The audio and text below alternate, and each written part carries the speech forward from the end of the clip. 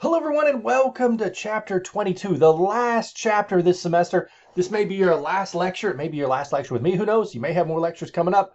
But I'm going to enjoy this lecture because it's a lecture that I enjoy talking about. I like the ideas. I will also say this maybe should have been the first chapter in this book. But, everyone organizes things differently, even in organizational behavior. So we're going to talk about strategy. And what is strategy? Right? So strategy is, for in the most basic way, the plan, the idea of what we're going to do. So it's a process or mindset that we view the environment in, and then we make choices based on that, and how it relates to the environment, and then we create a new plan or process, and this keeps going in circles. That's the way we do strategy. So that may sound kind of silly or confusing or just circular or whatever, but it is, right? Strategy means that we're coming up with an idea, we're thinking about it, we're implementing it, we're making sure it works, we're thinking about it, we're making sure it works, we're implementing it, all those things continuously in a circle. So what the heck is a strategy?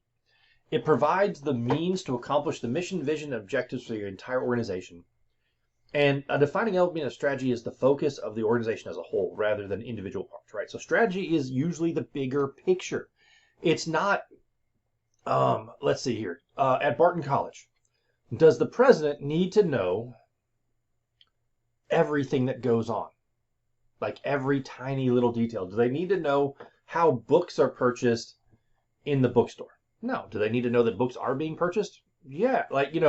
So strategy is the big picture, and strategy also includes the means to accomplish the mission. That may mean money. That may mean resources, people, time, or the drive and the push. Someone there continuously pushing the organization to make sure that these things happen. So strategy is important, and we got to try to stick with strategy. So there are different types of models we can look at, and the balanced scorecard governance model kind of is a model to make sure our strategy and our vision are working correctly together and that they're all coming together. It's pretty basic, pretty idea, but basically that making sure that all of these different pieces, growth, customers, finances, and our own processes work correctly. So when we talk about strategy, and this is where the definition, excuse me, I got a cough. Sorry about that. I need more hot tea this morning. It's allergy season. For me, when the yellow pollen goes away is when my allergies just kick in. It's crazy. But anyway, so 3 levels of strategy. Corporate strategy. This is the big picture, the big strategy that I was just talking about. Then there's business strategy, which is a smaller thing. How does this work in the real world in business, right? Because I could have an idea like, I don't know, Elon Musk was just talking about, or just bought Twitter. And so his strategy of doing that, is this. So here's his ideas, his goals to do with Twitter.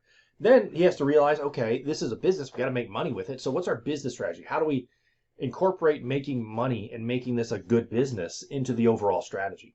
And you see this whether it's a for-profit business, it's a not-for-profit, whatever. Everyone has to find that financial spot where that financial footing that works. So you got to find strategies that meet the corporate strategy. And then functional strategies, I think of this as tactics. Like, how does this actually work? How do we make this work? This is usually lower level strategy. You have the big idea, and then you have, business, and then you have functional ideas down here. And you'll have multiple layers of functional ideas and functional strategy to make the things work. If I'm a 10,000 employee business, the CEO can't know what the brand newest employee is doing at all times.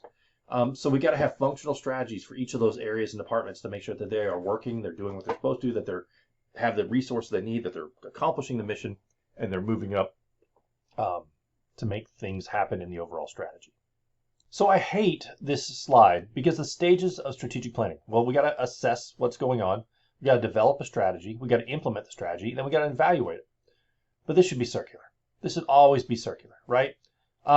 Including the values and the vision and mission of the organization, right? So this is better. We're implementing it. We're going down, and then we're evaluating. And we're implementing. We're going down and evaluating. This isn't the greatest thing, but this should be a circular process. And you'll see that in the next slide when we talk about the pestle analysis. You can see this is more circular. It doesn't necessarily apply in the same ways as the straight stage of strategic planning. This is an assessment strategy, But you can see it's circular, even though it's not like a loop circular, but it's diagrammed as circular. So you can see some of the overlap and other things, and you can make sure that all of these different pieces are working together. The political, the legal, well, let me do it in order. Political, economic, social, technological, environmental, and legal. It goes around this way. Sorry about that. But you got to make sure that all those things work together, right? Because do political changes impact what we do in healthcare? Yep. Do economic changes? Yeah. Small changes in the way Medicare and Medicaid do billing can impact us tremendously. Social expectations. Are social expectations constantly changing? Absolutely. The social expectations and changes I've seen in my career over the last 20, 25 years in healthcare are dramatic and huge. Other people may not see it that way, but they truly are. Technology. Always going to be new technology, and what are we going to do with it? Environmental. This doesn't necessarily mean, natural disasters and how hot it is outside. It does include that. But it also includes like competition, what's going on in the business environment around you. And then legal, making sure that, everything we're doing is legal, because, that's kind of important.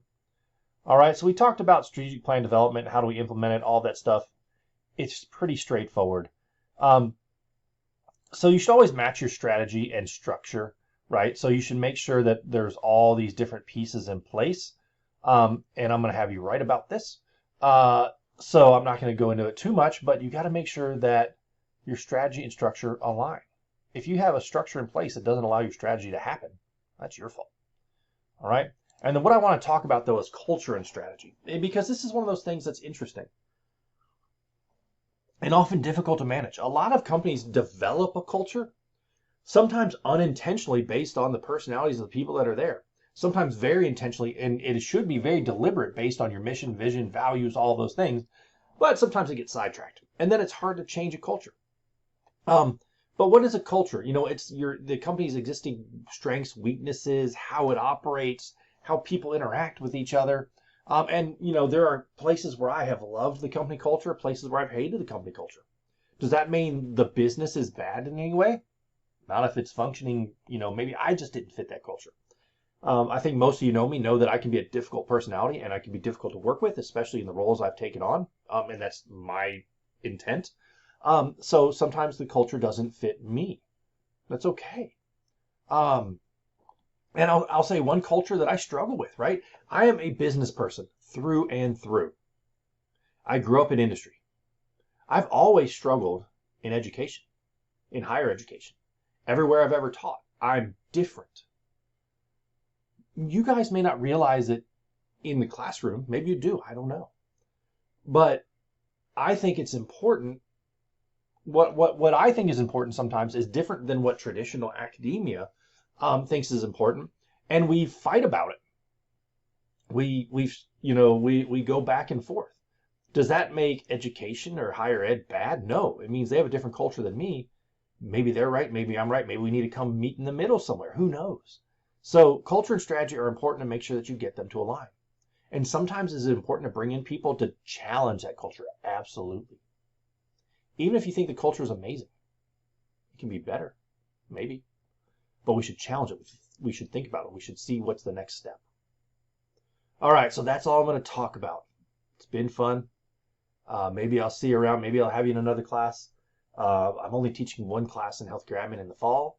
I'm not even sure what that one's going to be yet. We're trying to figure out where the adjuncts are. But if you have any questions, if you need anything, you have my email. You can probably find me on social media. I'm on. Actually, no, I'm not on Facebook, and I'm just turned off my LinkedIn. You might be able to find me. My Barton email will work. All right, so if you need anything, let me know. If not, have a great day. See you next time.